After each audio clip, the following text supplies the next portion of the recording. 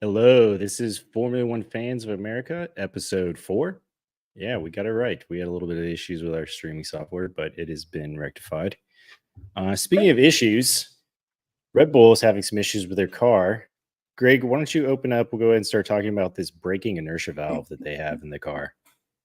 Well, over the years, F1 teams have found interesting ways to induce a bit of turning in their cars or yaw.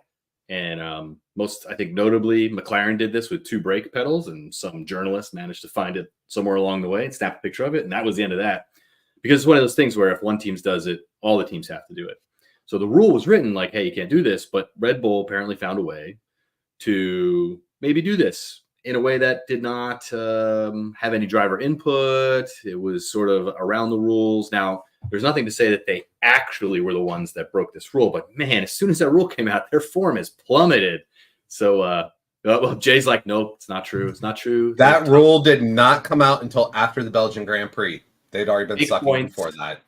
Fake points. Anyway, it could have long been argued behind the scenes. I see some of this happening occasionally where, teams like, now the rule comes out and they won't be in violation of it anymore. But anyway, the gist is there was a little valve and it was just a little pendulum valve. And when you went around right-hand corners, it sent more braking pressure to the inside rear wheel. And that helped yaw the car around. Now, only the rear wheel, I propose, because if you did it on the front wheel, it will just instantaneously lock up that inside wheel. So interesting application. I think it was pretty ingenious, but they don't need it. We purposely set these rules up so that drivers have more input. And when you start adding that, everybody's got to add it, or it'll just be an unfair playing ground, like the mass damper that Renault had back in the day. Really cool concept. Cars definitely drove better, but did it provide a better show? No. And in the end, we, the people who spectate and watch this and pay F1 to have our subscriptions online these days, we're the ones that matter. So if it doesn't provide us a better show, get rid of it. And in the meantime, let's bring the sound back, right? So I get it. We're not going to get V10s, but what can we do to make these cars sound better? Over. I like it. Yeah, I too also miss the sounds. Yeah, Fabian, why don't you jump and chime in on this inertia valve? What do you got on it? So, I hear Jay's point that there's nothing 100% concrete that he's seen that's pegged Red Bull with it. That may very well be true. The impetus behind that would be that obviously there's a conversation behind the scenes. They're not looking to shame or embarrass anybody or cause a disruption in the middle of the first half of the season. They just know that they're going to write a clarification, get it out there when they go into the break. So as you slide into the second half of the season, everybody's doing the right thing. They're following the rule, and that's the end of it. But there is an interesting correlation, at least, between when the conversation around the existence of this thing popped up and the time that Horner said, I'm sorry, that was a Freudian slip.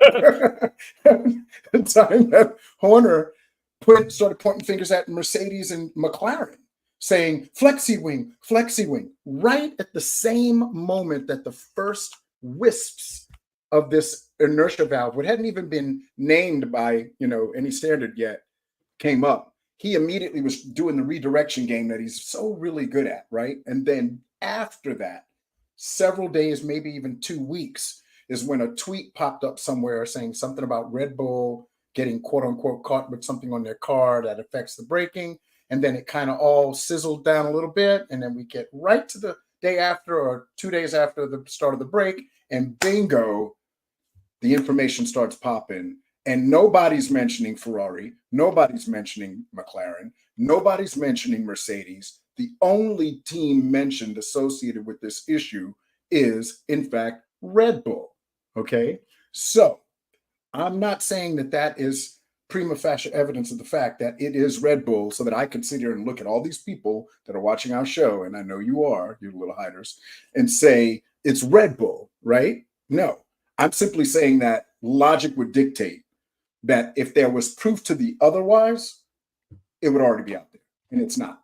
So Jay's commentary alone in this particular instance on episode numero 4 of the show doesn't mean squat and handbasket. Okay, so we're going to play the game of what has Ferrari done since the beginning of the year? Or not since the beginning of the year, but since Monaco. I apologize. What have they done? Go ahead, I'll wait. Oh, they look pretty. I mean, those guys are gorgeous. Don't take anything away from Charles Leclerc and Carlos Sainz. They are beautiful, beautiful men and have brought many females into the sport. Business. I'm very okay with this. However, I said this the other day, so I pulled up the statistics, and I figure you would appreciate this, Fabian. Since Monaco, they've been on the podium twice total. One of which was it the Belgian Grand Prix? Bye, Fabian. Was it the Belgian Grand Prix that Charles Leclerc got boosted up into third? Right? Hey, got to be in it to win it. He was in it. No, that's not what I'm saying. So you could say technically one podium. Yeah. Yeah. In Poor George. 8 races, one podium in 8 races. Before that, they had been on the podium 6 times and won 2 races. Not to mention throwing a young, wet behind the ears kid in the car and took 7th place, which he was still in the points top 10 for what, like 10 races after that? Yeah. Grizzly Bear. All of a sudden, Ferrari falls to completely the fuck off. And now there's 2 teams that have fallen off since around that time frame, correct? Mm-hmm. Because Rich and Greg, you can vouch for this. I've said this numerous times. At the beginning of the year, Ferrari was the best car on the grid. Hands down. No questions. That's only because McLaren hadn't figured out they had a good car. They were just so used to being like 4th. They were like, oh my God, this thing's actually good. Should we go race up front? I think we should. Let's go try it. No, they finally let Oscar go racing for the front since Lando keeps fucking up. Anyways, but to say that without definitive proof from the FIA, which FIA has no problem throwing shade whatsoever. 2019, anyone? 2019, anyone? So it depends on who's in charge. The FIA is the mouthpiece, but then you get some quiet ones that want to do shit in the back. And you got some other ones that are like, we're going to wreck this guy's whole career. But Ben, what's his nuts? I can never pronounce his last name, and I'm not going to fucking butcher it. Let's be real here. Ben, what's his nuts? Okay, maybe next week. But let's be real here. He has already thrown so much shade at Red Bull that he would have 0 problems throwing this out there if it was Red Bull. Like, no problems whatsoever. Because right now, as you put it, Horny is a dark spot on the F1 community right now, especially with the second appeal or the first appeal or second appeal, whatever it is, getting denied. That is a huge dark spot. They would look for any reason to fuck up Red Bull, period. Not to mention the fact that there's already rumors going around that Liberty Media is the only reason that Checo still has a seat currently. All of this shit, they would throw so much fucking shade without a question that I don't think it's Red Bull. And I mean, it could be both Ferrari and Red Bull. Maybe that's why they both fell off. Maybe Ferrari did have a fucking sucky ass upgrade and that's why they fell off and Red Bull was using it. But there's also 2 teams that were shitting the bed at the beginning of the year and are now showing up. Let's see how they're doing after the summer break. If they both come out flying just like they were, I will drop it about the other 2. No, you won't. Yes, I will actually. I don't think you will. Because I'm challenging you not to drop it. I will shut up at the fact that it could be possibly McLaren or Mercedes. Those 2 will be out, and they'll just be down to Ferrari and Red Bull. So, noted. Write that. All right. I know Fabian. Well, this is all to say, Rich. Just so you know, this is all to say that we got it right. Somebody was messing around with brakes. And somebody's going slower now. We just don't. Somebody was messing around with the car. Yes, there was a piece in the car that was taken off. There was a small piece that was what we were like hypothesizing. Mm-hmm. I was just wrong about who took it off. Possibly. Maybe we're wrong, right, Fabian? Maybe time will tell. When I threw this out there the first time, I was wrong about it entirely. Okay. Now it's not Red Bull because there's no definitive proof, but yet then you want to talk about Sky Media with no definitive proof. Like, I don't know, man. I think fake news. Yeah, wait, man. What about Sky Media? You just brought up Sky Media and you said, well, you know, Liberty Media. I said there's a rumor going. I You're did gonna have not to say jump it in was and mediate, definitive Rich. facts. We're never leaving this topic. Period. But no, like all bullshit Yeah, we aside, can let it go. All bullshit aside. they would nail Red Bull to the fucking wall right now. Hands down, no questions asked. There would be points leaving Red Bull because they want an exciting season. Because last year was such a dominant season by Red Bull, they never want to see something like that again. Well, that's why I disagree with you, because I think that's why they're not taking points away. Because if they did, it would immediately put Red Bull at a disadvantage, which they already sort of are with Checo driving the way that he is. And they're about to lose the constructors, which is The short again, bus hundreds of all-star? millions of dollars on the line. I mean, it's hundreds of millions of dollars on the line. They're not gonna get it too much. It's not, though. If you look at how the prize pool is divided up, they're saying there is a $10 million difference between first and second place. I do not think Red Bull's going to drop below second place as long as Max is driving for them this year. I don't necessarily think it's Be interesting. possible, but it's an outside shot that they could. Let's be real here. Now, losing the constructors in general, I agree with you wholeheartedly. They will lose the constructors because of Checo. Now, if there's only a $10 million difference, even if it's $20 million difference, just in social media revenue alone, Checo brings in $32.5 million just on social media revenue. They're already plus 12.5 up from winning the constructor. Plus, they get fucking more tunnel time and everything like that. Like, they don't give a It's shit. actually a win. It's a Yeah. win for them, kind of. Yeah, it really is. So This is what happens is. when they play the budget game, right? Like the budget sort of works. The rules that the rules that limit the best teams so those lower teams can catch up. It sort of works, but they're going to gamify it. And if it takes a driver's career getting flushed for it, well, it wasn't going to win the world championship anyway, so might as well do the team a favor. Makes you wonder. I mean, Somebody just give Williams a wind tunnel, please. somebody just give Williams a car. Damn. Yeah, well, you hope that was That burnt would out of be the wind helpful. tunnel. That would be helpful. Dude, It's- I've got nothing but love for Absolutely. Williams. In fact, see these ones right here. They're beat as fuck, but you know that. There you go. It's very nice. I got nothing but love for Williams. So All right, we are going to move on from this. We're going to Yeah. stay a little bit with Red Bull, though. And as you can see by some of our titles, not big fans of Kyle Larson. My reaction was, I think Max's same reaction when I first heard it. Was like, who? Like, I don't know. I'm not a NASCAR guy. I've been to a few NASCAR races. They're very, very fun to go to. I don't doubt the skill of those drivers at all. I actually don't even doubt Kyle Larson's skill.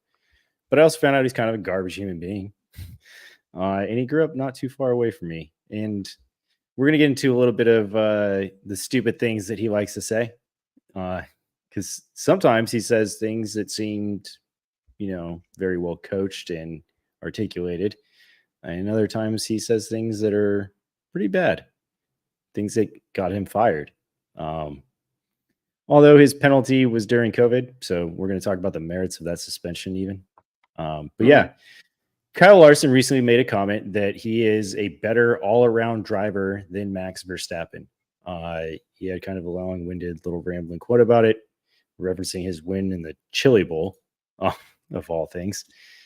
But originally, when he was discussing this with a reporter before Indy 500, he said, no, like not a better driver, certainly not in an open wheel car like Indy or Formula One, but he'd like to think that he would be a better stock car driver than him. And then he came back and said, like, yeah, it's a very reasonable comment. It's a good way of putting it. There's not a lot of interdisciplinary driving from Max outside of like sim racing and a little bit of testing off the track in other cars. I think he might have done karting. Yeah, maybe just a little bit. I think. And so that's where the argument against, he hasn't done enough interdisciplinary racing falls apart. Also like the sprint racing or the kind of track racing on the dirt track that Larson does. I think Max can pretty much handle it. Yeah, it's pretty interesting stuff. So I'm gonna go ahead and open with Jay. What do you have on Larson versus Max Verstappen? So this ass clown has 21 total wins, if I remember correctly. Yeah, no, 27 wins, 21 poles. I apologize. Max did that almost last year. Wait, hold on. I'm going to be the ridiculous devil's advocate to all of these points, okay? Don't take it personally. Larson won those 21 times against a field of like, what's in a NASCAR race? Like 175 racers? Like the tracks are huge, the fields are huge. He had to beat way more people to get those wins. So I maintain those wins are more valuable than just one race against 19 other dudes. Go ahead with your next point. Anyways, so we have all seen the videos of Verstappen driving many different cars, to include the Aston Martin Valkyrie. He did a drift car with one of Red Bull's drift people, where literally it was a live feed. Max was in the car for 4 fucking minutes and was already drifting to the point where the Red Bull drifter was like, I can't teach you anything. I'm fucking done. You know, like legitimately, this dude lives and fucking breathes racing. The other dude lives and breathes racism. So one, which way or the other here? But I know that, like, you're welcome. That was beautiful. I get that everybody wants to be the best in their sport. I fully understand that. But whenever you call out someone that has literally was pushing the steering wheel with his fucking head as he's crawling, you know, like, thanks, Yoss. What the? No. Yoss is or not Yoss. Fucker. Max's mom was actually an amazing karter herself. Like, if they would have allowed females in F1, she would have been in F1 and probably not fucked up as much as Yost. Oh, yeah. They allowed the dude's females got in racing blood. No, I'm saying like it's allowed, but I get what you mean. Yeah. Yeah. We didn't see it since we So- covered our 70s episode. Yeah. Yeah. So, like, realistically, I don't see the comparison here. Like, there's none. I've seen numerous videos of Max, and God, it pains me to fucking say this, Lewis getting into different machinery and tearing it up. Whenever Lewis did the thing with the doctor, where he got on the bike, Lewis got in the F1 car.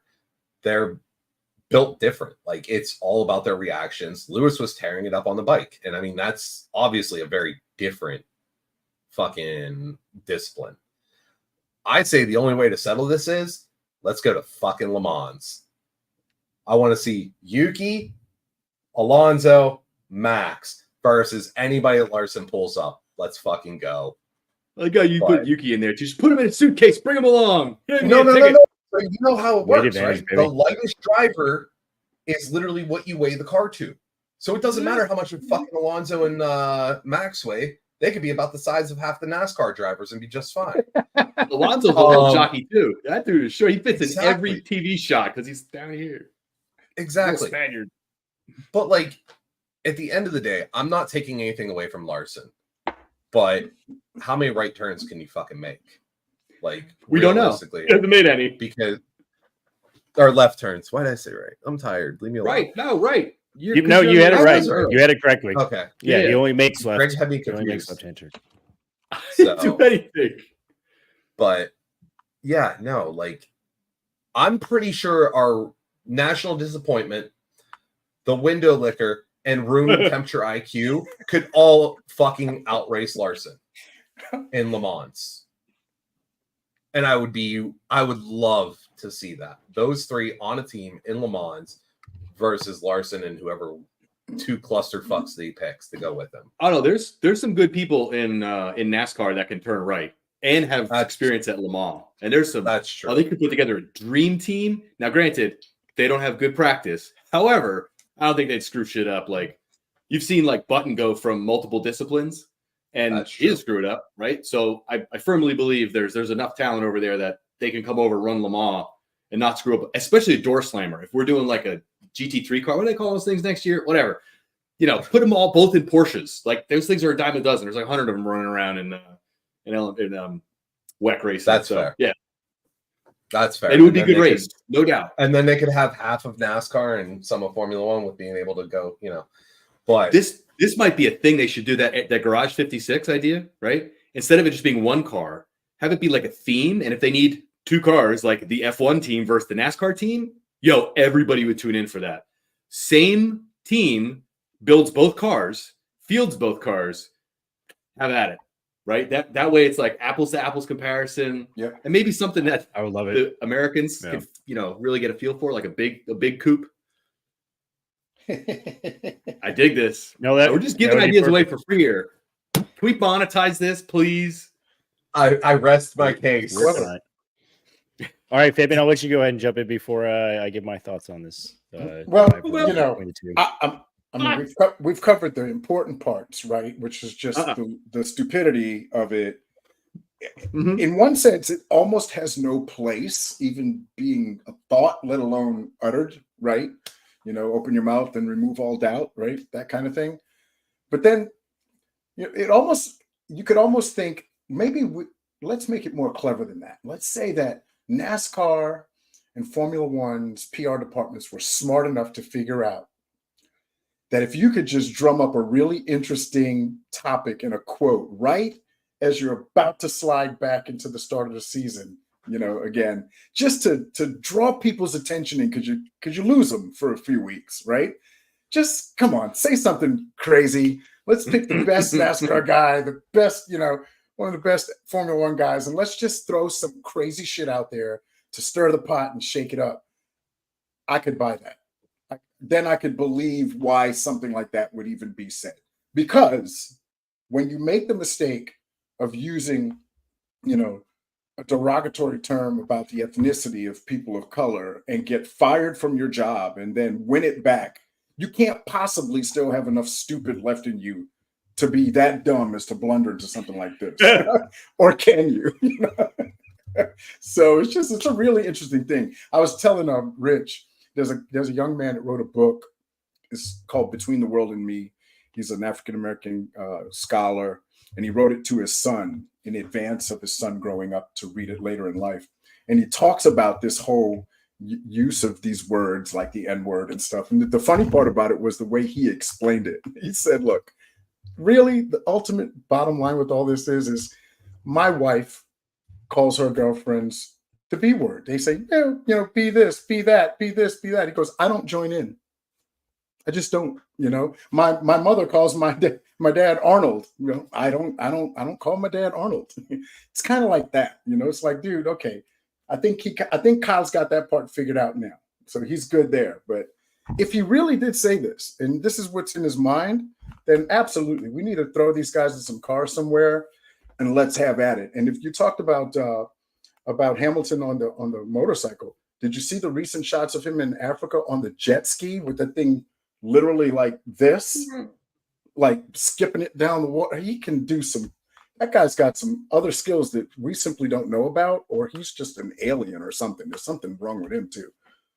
Really. I'm not calling myself out to be an alien. I just want to jump in here and say some stuff.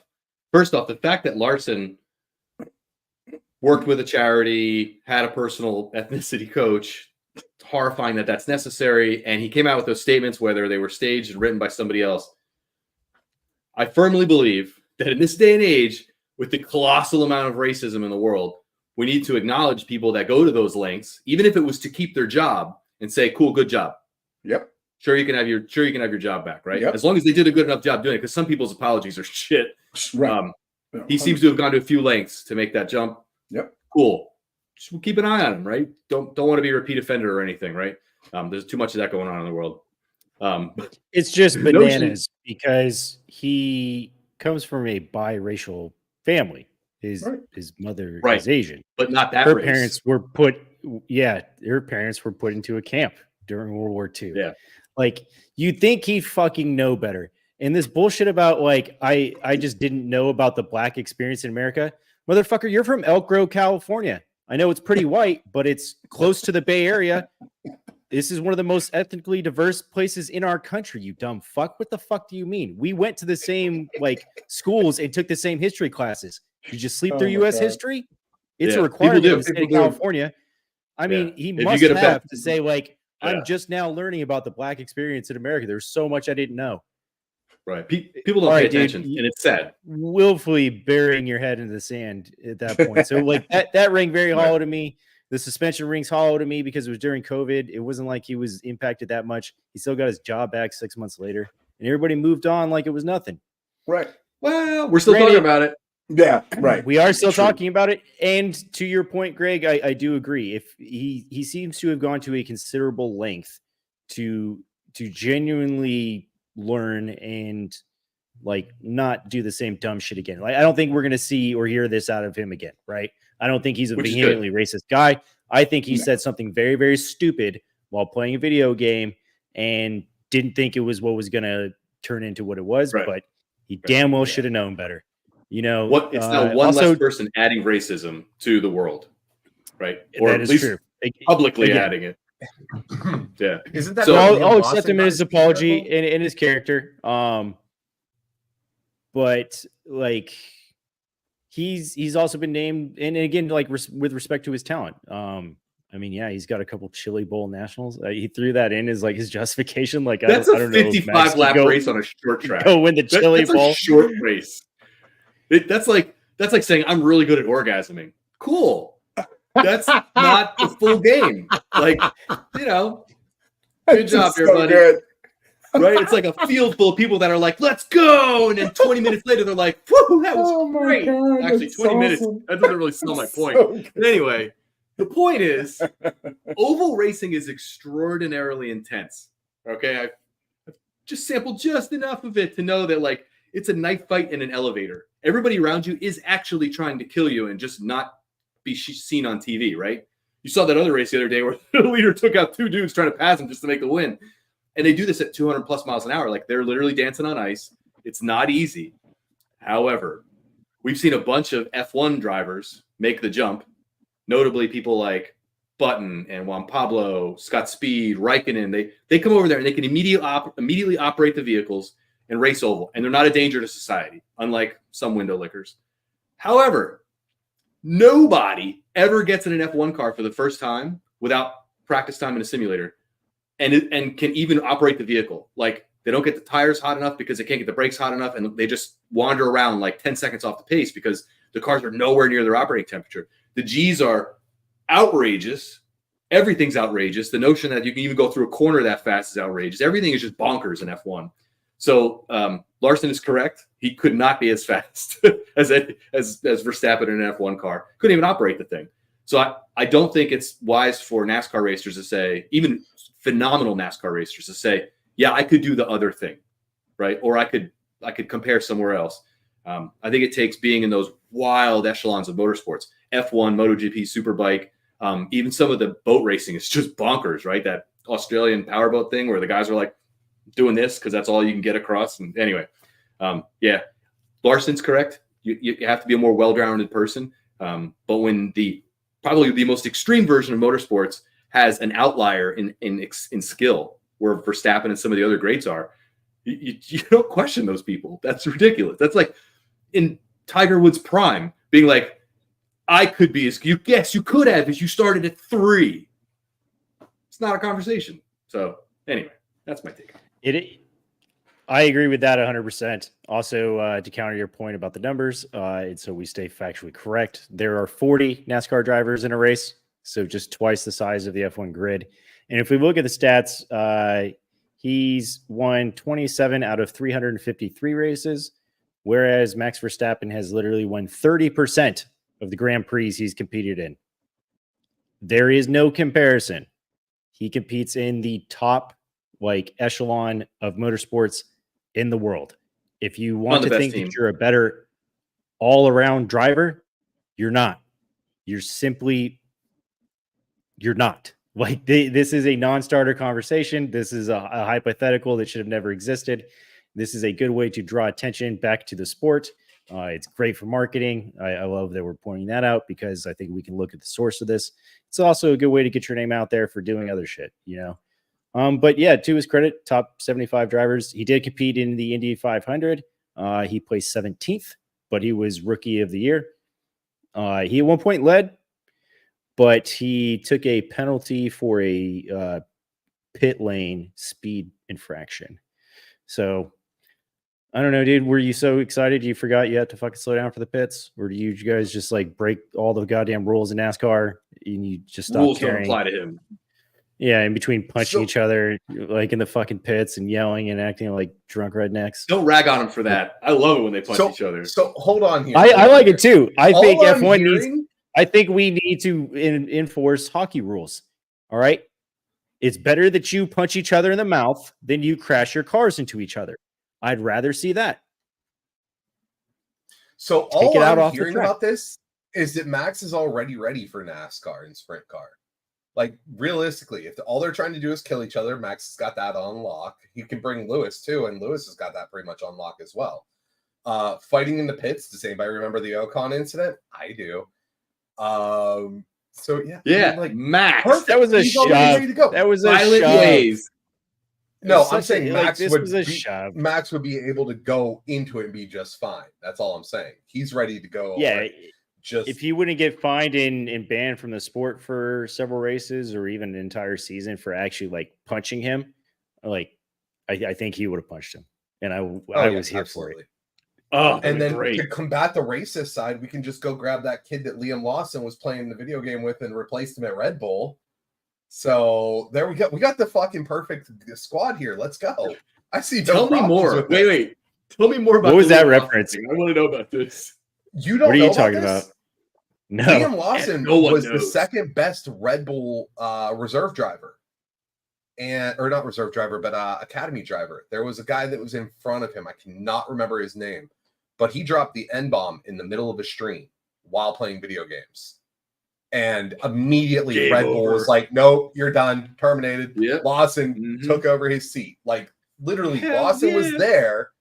Lawson was Wow. friends with the dude, and then took over his seat.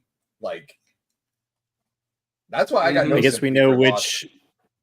I guess we know which agency has more integrity. Surprisingly, it was Uh-huh. Formula One. Who would have thought? I mean, Saudi money and everything else. Racing Russian in countries money. without human rights. Whoa, Yeah, it's whoa, just whoa. Hold stupid. on. They got rid of the Russian money. They got rid of it. It's fine. Is it coming For back? now. I hear all these rumors. These He rumors is- that I like, hear rumors Right. of Mazepin too. Yeah. Oh. If Alpine actually brings in Mazepin, I'm done with F1. Nah, I'm shut done up. with F1. No. Bet you No. not. I'm done. Because you look at you're it this way. You have Bottas who's still looking for a seat. You have Joe Granu who's got a shit car and he hasn't been able to prove himself. Logan Sargent hasn't been able to prove himself because he's in a shit car. You have Mick Schumacher who's still looking for another drive. You have Liam Lawson who's going to be looking for a drive probably. You have all of these people, and I'm not even stepping into the F2 world yet, that are looking for a drive and being told, fuck off. For somebody who literally had a drive. I'm looking for a drive. Just saying. Yeah, we'll get back to that later. But no, you have somebody who literally was nicknamed Mazepin for a fucking reason. Like the dude was a fucking joke, and the only reason he was there was literally because of daddy's money. He was an asshole. He couldn't drive and just would not take criticism whatsoever. And that's not even including in his personal life. His personal life, that dude was a piece of shit, like hardcore. And Well, he's Russian and a billionaire, so well, that's why he's not probably dead. But Yet. as far as Putin Okay, just hasn't found him yet. You failed to stay at Formula One. You died. Wait, I don't know why that's Arnold Schwarzenegger's voice. I don't know, I was gonna say that's kind of Austrian there, brother. Southwestern. He's channeling his Well, inner the Toto voiceover. Wolf. Yeah, Uh, Max, come drive for me.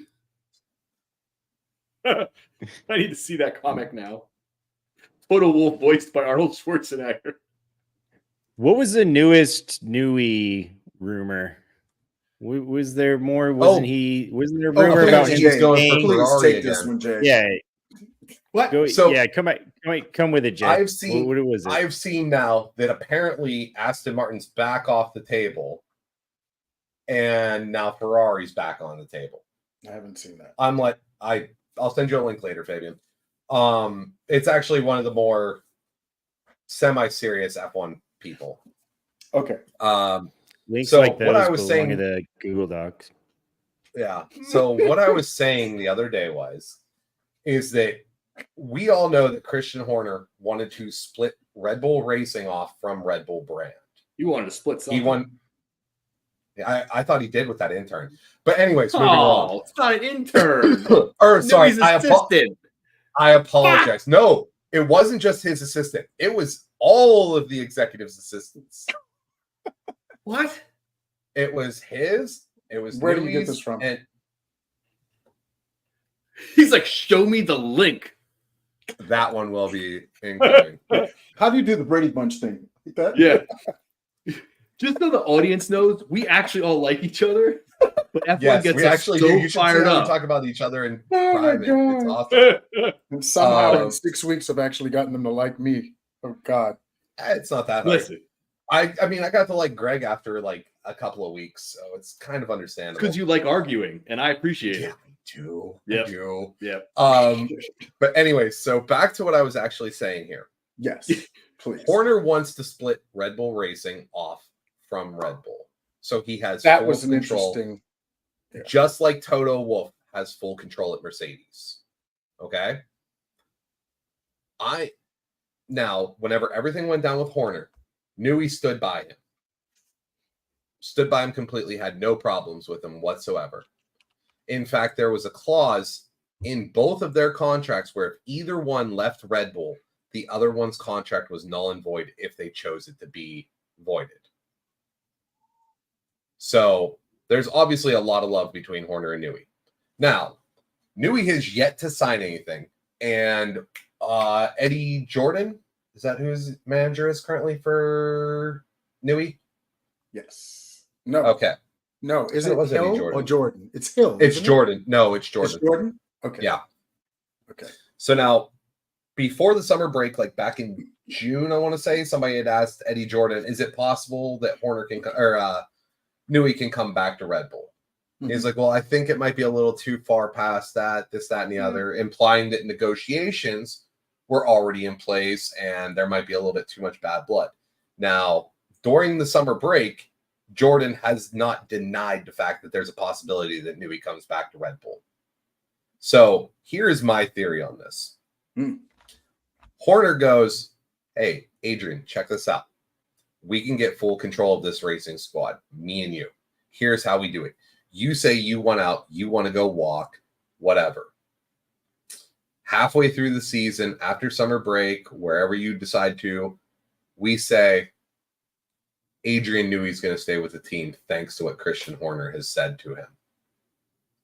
I guarantee you that they would allow Red Bull Racing to split off at that point and let Horner, because he has shown that he is this amazing leader. And now, mind you, Fabian, me and you have had it out about this. I can't stand Christian Horner. Like, I absolutely cannot stand him. But that would be the ultimate power play move right there. Now, I'm going to take off my tinfoil hat and say most of this is probably not going to happen. But it would be fucking amazing if it did, and if it was played out like that. That would be massively impressive. Either Yeah, that or he let's- ends up at Everett AlphaTauri. Wait, now let's back a couple of weeks ago, if you remember, I kind of came up with a harebrained scheme too, but it involved the cryptic messages that Toto Wolff was sending the world about Max and I will be together one day and we will be successful. And I was saying maybe Toto's talking about going back to Austria. Maybe it's Toto going to Red Bull. Maybe they are done with Horner. Maybe they'll give Toto the deal he's got at Mercedes to go to Red Bull, because Toto didn't say that he was bringing Max to Mercedes. He never said that. If you look at the quotes, he said, Max and I's paths will cross and we will be successful. not Mercedes and Max's paths. Max and I's path. That's the exact word. That is interesting. And I don't know if I saw that or if I was just fueled by kid rage because You two are wearing the biggest tin hat. It's like one of those like Southeast Asian, I'm like farming the rice fields kind of tin hats. Like I fit underneath it. That's how I know I can feel the shade from this tin hat. I'm believing this. Can you imagine if Toto took over the Red Bull, like, you know, racing enterprise, and then he was what's his face's boss? Oh my God. What? Ah! So you have to remember guy- about this. The Thai side of Red Bull, who owns 51% thanks to Dietrich Mateschitz. Anyways, Yeah. Dietrich dying. They got the additional 2% from his estate to take over controlling interests in Red Bull of 51%. Is the only reason Horny's not gone right now. That is literally it. If the Thai brand says we're going to let Red Bull Racing split off, there's nothing the Austrian side can do. So if they would somehow manage to pull Toto Wolff into this, but I can't see Toto leaving Mercedes where he's got this, what, how much is he worth now? Like 50 fucking billion or something stupid. He is worth a ton of money. And I can't see him being like, yeah, I want to work with Max so bad, I'm going to go take over Red Bull. Whose stock is worth more? Who generates more revenue? That's the So question. if Red Bull Racing separates off from Red Bull, Mercedes definitely has it. Hands down, no questions asked. If they Okay. stay underneath the Red Bull banner, then Red Bull has it, if I'm not mistaken. I'd have to do financial research, and that's not fucking happening. The fact that you even have even a suspicion of where the finances are is a little disturbing, but that's okay. I'm an analyst. It's what I do.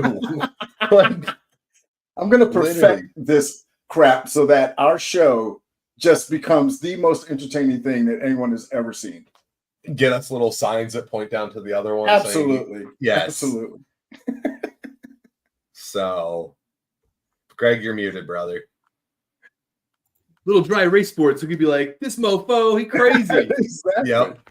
But yeah, no, I mean, like, both of those theories could work out.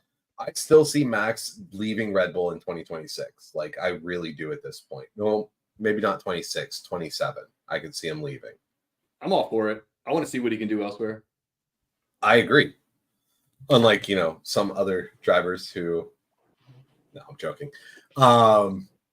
He was going to go there. No, I gonna wasn't. incite the I have Hamilton fans. I have respect for Lewis as a driver, simply put. So I may not like him, but I can respect his driving abilities. So He is Because he very wears a talented tunic guy. better than you do? because what? Because So he wears does a he wears a tunic better tunic. than you do? No, dude, I So gave him You haven't fucking seen his props tunic the game. other day. I gave him props the other day for the fucking Jinkos. Because I'm like, You did. babe, look, somebody's wearing them. And she's like, Oh, you're yeah. still not getting another pair. Fuck off. So, yeah, no, I've got a lot of respect for Lewis's fashion. But who were we talking about the other day that was like, this dude really needs a new stylist? Oh, Barretto. Oh, Barretto? yes. Barretto. Oh, my Yeah, God. Loretto, Lawrence. That dude's wardrobe needs help. But I don't know who's picking it, but it's something. It's certainly something. Like, if people were just Yeah. looking through the channel and they didn't care about F1, they'd stop and be like, what the hell is going on here? Listen to him That's- for a second and be like, uh-huh. He gets a pass from me this week because he sent me a personal message. So I'm going to get motherfucker, Aw. no. Give Barretto a high five. Hey, Oh, there get we go. out of here. Moving on No, up. Moving I'm on sorry. up. If you look like the dude from fucking The Fifth Element, get the fuck out of here. I'm sorry. No. Just done. Listen. Okay, hold on a second. We got to give him some props. He is Element? extraordinarily knowledgeable. He's acknowledged, Wait, and he can speak them good. Like, not that I can. he Phenomenal You presenter. could have rolled through knowledge and just pretended it was like a British thing. They say all kinds of weird words. no. I'm going to tell you something. His written journalism It's really phenomenal. Yes. Really good. Shockingly, when you compare it to, Now you know. he's an F1. I don't think so. employee, right? Shockingly, yeah. He's an F1. He's like their anchor. Like he's the guy. Yeah. For media. So F1 media. I think yeah. it's interesting that F1, some people will criticize them for having their own media that's like just good news media. However, this show has gone on record to say that other F1 media outlets are trash. They are absolute trash. And I think F1's own native media is the balance. They're like, here's what we're going to do to keep growing the brand. And as spectators, that's fine. That's fine. It's not like they're lying to us. They're just reporting the good stuff. They're not going to put Horner's thumb picture out there and be like, what's this? That's for everybody else to do. And I got to be honest, I don't click on anything except for the race, their programming. There's very few. Guys, before you speak, pick one media outlet that you follow, and we'll let our listeners get in on that because we need to promote the good stuff. The bad stuff is so bad I don't even click on the links. It's like Verstappen finally lays verdict on Lewis Hamilton. And you get in the article and it's like, garbage. They start talking about golf or something like that. And you're like, how? Or there's an article about fluff. So let's go. Jay, who's your favorite go-to media outlet for good F1 content? YouTube. Rocket Power Mohawk. There we go. Problem solved. Okay, fine. But as far as that goes, I watch so many different ones, and I do exactly what I do with politics or military intelligence, anything. I look for multiple different sources, and then what all congregates together is generally at least something. And thank you. I appreciate it. It all depends. But chair broke. I'm sorry.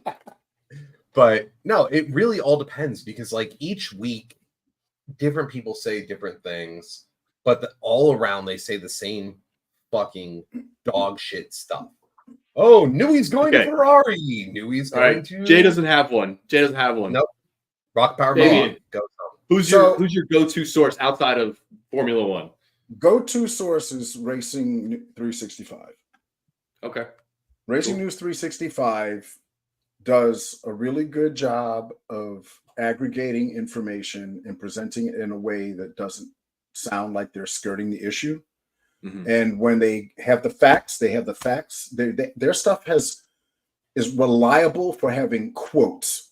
A lot of times when you see stuff that's got quotes being attributed to people, and it's a site that actually does have advertising on it and does have traffic, they understand what libel and slander are. Yeah. Right? You know what I mean? So it's not British media. Right. So I rely on them very heavily when I start digging into something. Mm-hmm. I have a tertiary, secondary and quaternary group that I go to as well. I mean, obviously, Autosport and Motorsport are also pretty good. I really do rely on 365 more. And one of the ones that are emerging right now that are really starting to gain credibility because of the content that they produce that's original and their news reporting is We Are the Race. Yeah, I haven't watched them yet. We Are the Race has an incredible Instagram account that's got a lot of good original video content, and their news reporting side is gaining a lot of steam. So those are that's what I deal with. Yeah. Nice. Good stuff there. I'm gonna check out We Are the Race. Rich, what's your go-to news source for actual quality content in F1? So I have some Google alerts that I have set up. So I get like a wide stream of things for certain topics. And I have topics that I want typed in. Stats F1 actually is a site that you gave to me. That's where I go to do a lot of my research for this show. So if people are wondering kind of like how we source our information, I verify things with like Stats F1. I have AP News alerts that I have set up as well. I also look at BBC just because they have a ton of coverage. I follow all of the major British media outlets like Sky News Sports for F1. So yeah, like I have a huge list of sources that are sort of pretty official, right? And so I don't get the clickbaity links or like I don't even invest any time into that. But you're able to customize and tailor all of that with like a Google alert. I think so it depends on what I'm trying to find. If I'm looking back at history or the historical races, F1 is great to go and watch. We talk about F1 TV and what a great deal that is. But yeah, Sets F1 is probably my ultimate go-to for doing research, Cool. especially for this show. Yeah. Right on.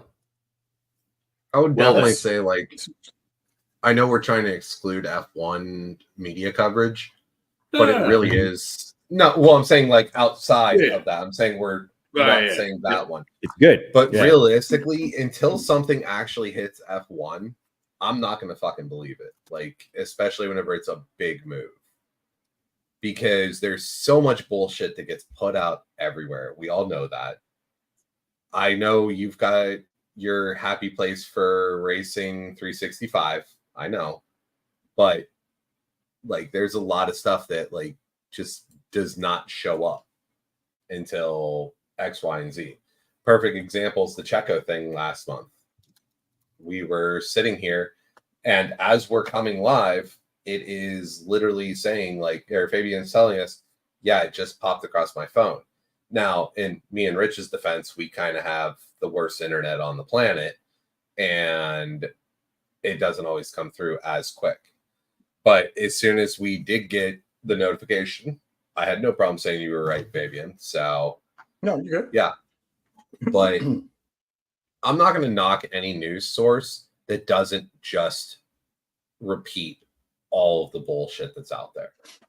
Because I swear to Christ, if I have to see one more time that Adrian Newey wiped his ass, I swear to fucking Christ, I'm going to throw somebody. Because all I've heard for the past, 5 months now, basically, is, oh, where's Newey going next? Okay. Let's chill on it. Really, until he signs his name to a paper and an official Twitter statement comes out, or the statement on F1 or whatever comes out, it's pointless in all speculation. Because, like I just said, who knows? Maybe what me and Fabian just said could start a whole new trend, and Adrian Newey's going back to Red Bull, and Toto Wolff's going to take over as team chief for Red Bull. That could literally be said tomorrow by one of these F1 pundits that put out just bullshit content every day, just a rumor mong, and it's annoying. So I definitely stick more closely to F1 news source, F1's news source itself. I don't even trust Sky Sports at this point because of all the bullshit that comes out of their fucking mouths 90% of the time. Tell you who's annoying to me is Sportskeeda. Everything that they do is pitting someone against somebody, and they write stories like Greg describes, where it's got this very sensationalized headline, maybe sometimes the photos might even be photoshopped to make things look like they're together. And then when you go to read what they're talking about, it's where's the meat that goes on this bone? And you just can't find it. And they're clever because they don't put the story really in the body of the post. They make you go to click the link in the comment. So they get you to engage twice to find out that you're being sent on a wild goose chase, basically. So yeah, my only critique about the F1 side of journalism, and Greg, you're right, they do bring a lot of the good news stories to the light. It is very heavily British biased and based. And so that's where I'm all right, you guys maybe want to include somebody from one of the other continents, please? Being that this is now becoming a global sport, And it definitely is. I know Lawrence Barretto the passes the visual check, but come on, that guy's British. You're not fooling anybody. We hear his voice. Hey, Jay, go ahead and chime in real quick, because then we're going to graduate on to the 90s. I was just going to say, you mean the FIA's penalty situation? Hey, you're British, no penalty. Anything else, you're screwed. But to tap onto the headlines, perfect example right now is there's 2 headlines up that I'm seeing on YouTube. There is the too shocking, so unfair, Lewis Hamilton, Mercedes life tipped for blood, whatever. And it's so true, so unfair to Lewis. I don't understand that one at all. And then another one's huge bomb shell for Verstappen after FIA's conspiracy theory. Like, I guarantee you that if I click on either one of those, it is going to be nothing but absolute bullshit. All of them need to be run through Snopes to be like, what is this actually about? Is it complete bullshit? Is there one line in there that I haven't heard before? Yeah. Yeah, it's Pretty a much. good lesson in critical thinking, pretty much. Yeah. So, Yep. but let's get into the 90s, guys. So, we'll cover the 90s and we'll talk about anything we have for this weekend's race, if we have anything for that, and then we'll go ahead and wrap. But I'll go ahead and start with the 90s. My favorite driver of the 90s was Schumacher. It was really cool seeing him come up, push Senna, tons and tons of driving skill and ability, and just sort of took F1 by storm. He was sort of the next generational talent and one of the greatest drivers of all time. It is remarkable to see some of the races that he went, and he just gets into a flow state so easily and smoothly and just tunnel visions in. I have nothing but respect and admiration for it. 1993 was probably my favorite season. We had all of the greats on the grid. So you had Senna, you had Prost, you had Schumacher. And it was just a wonderful, wonderful time for the sport. You had some of the best sounding engines of all time. And things were technical and advanced, but not so technical and advanced that you didn't have like tons of passing and unpredictability, and the outcomes weren't so easily decided before the race. I love the early 90s. Favorite race is the 1991 Brazilian Grand Prix. Senna won his home race. It's just awesome to see like the visceral emotional reaction and response from him, and he's just breaking down crying and just so ecstatic and happy. And I love seeing that human element of it. I love seeing just how happy and proud his country was for him. I mean, he was a legendary icon in the nation of Brazil, and rightfully so for everything that he brought to them during difficult times economically. And after his passing, I remember like one of the interviews was like, you know, Brazil needs food and economic reform and medicine and just a little bit of joy. And the little bit of joy just left. And it's like, man, these people loved and cared about him so much, and he gave them so much joy. So yeah, very, very emotional stuff coming from Ayrton Senna.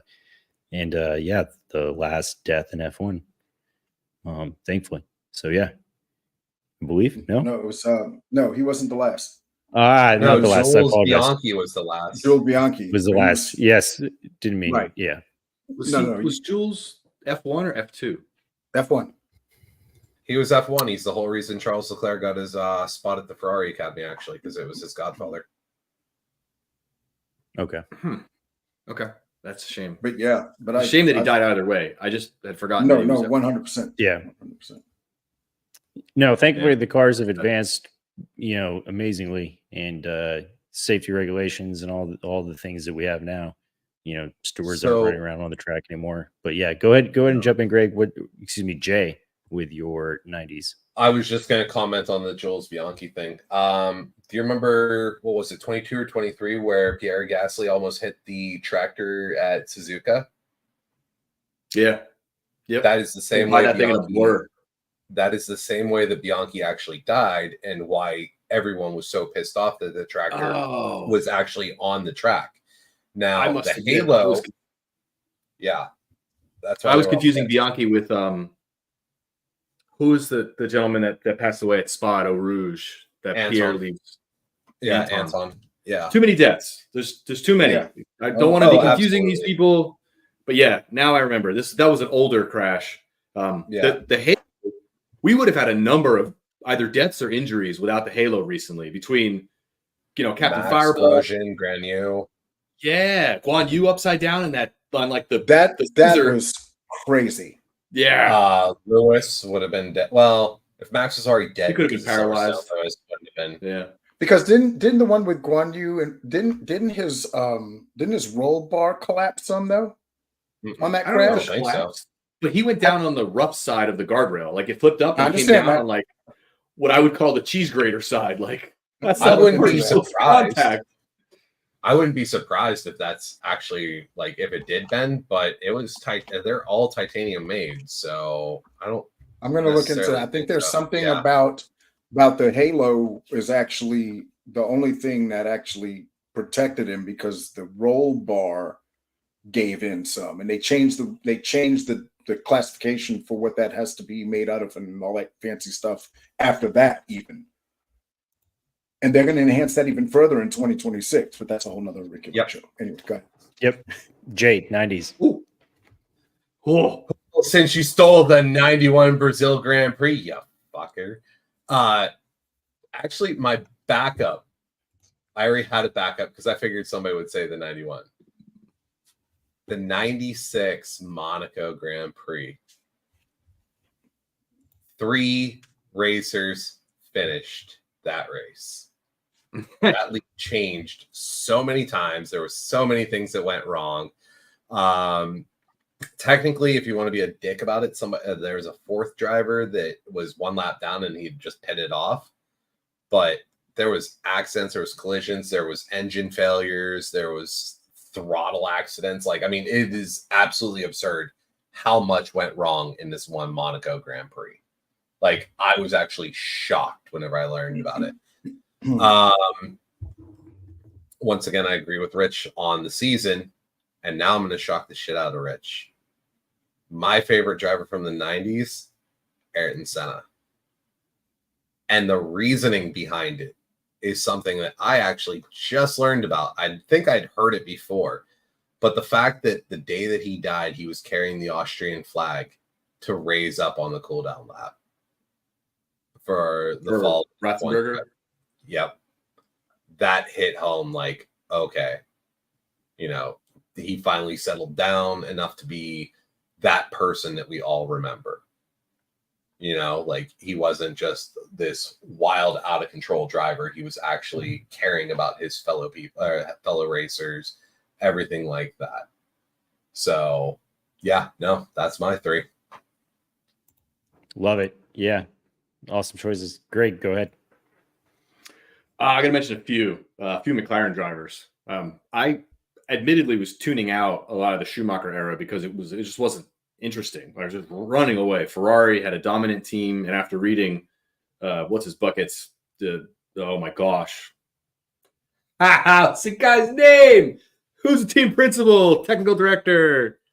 Braun. Thank you, nobody. Braun's autobiography. It was amazing what they did to win those championships. So without a doubt, powerhouse, generational talent. But when Juan Pablo Montoya showed up and just started throwing moves, like he would just go down the inside of Schumacher. Schumacher almost looked indignant. He's like, how dare this rookie? Wow, what's this guy doing here? That to me was entertaining. That's what I want as a spectator. Hakkinen was also busy winning championships. He won 2 in 98 and 99. And then, of course, Juan Pablo was like, screw this. I'm out of here. Like, I'm going to go run NASCAR. Screw you guys. Like, I'm not having fun racing Formula One. I was like, huh. That gave me a really keen insight. It also gave me Kimi to watch. And Kimi Räikkönen came out. And if it wasn't for McLaren's woes, mechanical woes, oh, my God, they would have won a significant. Kimi probably would have had another championship or 3. So it's something to be said for how far the teams have come with, especially McLaren. They've been through the ringer up, down, left, and right a million times. But yeah, so that made F1 interesting for me again, was those 3 drivers and going up against the generational juggernaut that was Ferrari and Schumacher and Barrichello. Like, we talk about Bottas, Barrichello did it first. Like, he was there, he was winning races, he was doing his thing. All right, that's me. That's awesome. Fabian, what you got? So I figured, as we've been doing these, I'm learning along the way of how to figure out where I want to fall into this, right? So I decided to kind of take a perspective on the what's the term for the underdogs? The people who are thinking about it from the perspective of, hey, I got to race in a Formula One race and I did really well against some really great people, right? So the race I picked is the 1990 United States Grand Prix, which was actually in Arizona. It's a street circuit, right? So the way that one worked out, in quali, you've got Berger, Martini, Cesaris, Alessi, Senna. That's the top 5. in quali. The race finishes with Senna winning that race. So your P1, P2, and P3 is Senna, Alessi, and this guy, Thierry Boustin, right? Who? This is my guy. Yeah, Thierry Boustin. So this guy, I think he raced in he had 3 wins in his entire F1 career.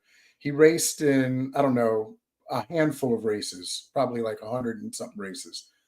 I think he podiumed 15 times. He had 1 pole and 1 fastest lap. However, what's cool about him in this race is the fact that in quali, he was P9, okay, in the race, but he finished the race P3, okay? And this is a race where Senna and Alessi traded the lead back and forth a few times. There were tire management concerns. Senna had an issue with his engine not sounding right. I mean, he had a 30-second lead in this race at one point and wound up winning the race by, I don't know, maybe 5 or 8 seconds because he just had to try to back down and make sure that he didn't DNF the race.